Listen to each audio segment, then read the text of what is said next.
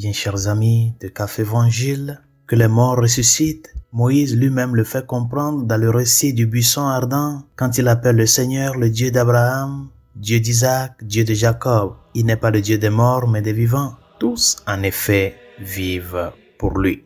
Bien-aimés dans le Seigneur, l'une des premières choses que nous enseigne l'évangile de ce jour, c'est que nous sommes des pèlerins sur cette terre. Nous sommes en cheminement.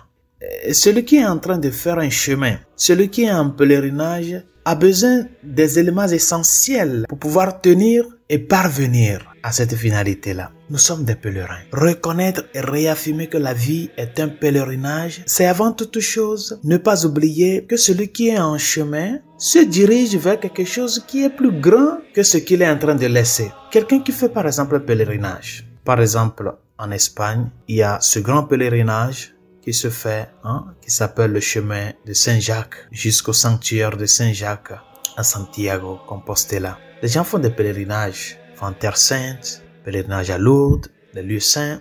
Ce cheminement qui se fait là, c'est que la personne laisse quelque chose qu'elle considère éphémère pour se diriger vers une autre réalité qui est plus grande, une réalité qui peut le remplir plus que de là où il venait. C'est pour cela, bien chers amis, notre chemin nous dirige vers le ciel. Nous sommes en cheminement de cette vie terrestre à la vie éternelle. Vous voyez? Par conséquent, ce que nous aurons à rencontrer, c'est quelque chose de plus grand et différent de ce que nous vivons sur cette terre. On ne peut pas comparer les réalités ici du chemin avec ce qui serait la finalité.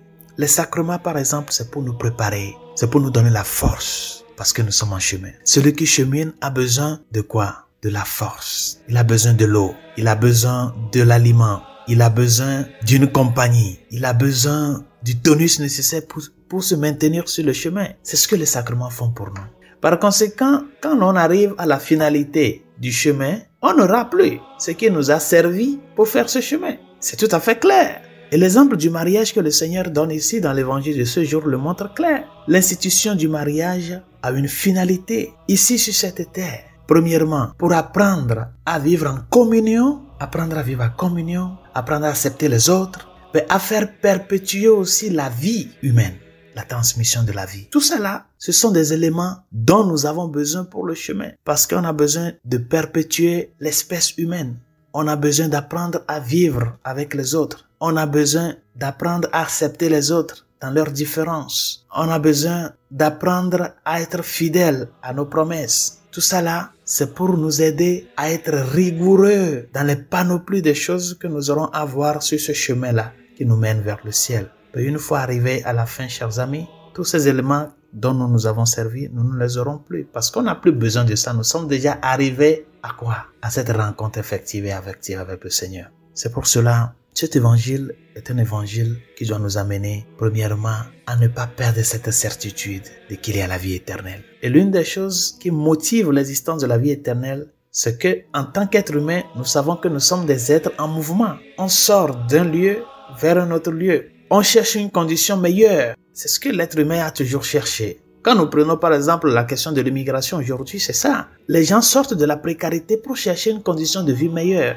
Et aussi, c'est comme ça la vie spirituelle. C'est comme ça notre cheminement aussi, comme être humain en général. Nous avons besoin de nous préparer pour cette rencontre effective et affective avec le Seigneur. Et une fois arrivés, chers amis, la réalité ne sera plus la même comme ce que nous avons vécu dans le chemin. On n'aura plus à avoir le mariage. On n'aura plus à avoir l'onction, on n'aura plus à avoir le sacerdoce, on n'aura plus à avoir... Parce que nous sommes déjà parvenus à la finalité. Tout sera récapitulé en Jésus-Christ. Et ça doit être une grande joie pour nous. Mais aussi, ne pas oublier que cela incombe une responsabilité de profiter de tous ces dons et grâces que le Seigneur nous donne au long de ce chemin pour pouvoir le faire en syntonie avec lui qui nous appelle, mais aussi avec nos frères et sœurs qui sont nos compagnons de route. Demandons au Seigneur de nous aider à grandir avec ce sens de don, ce sens de rechercher Dieu, ce sens d'aller vers Dieu, ce sens de travailler pour y parvenir à vivre pleinement cette vie éternelle que le Christ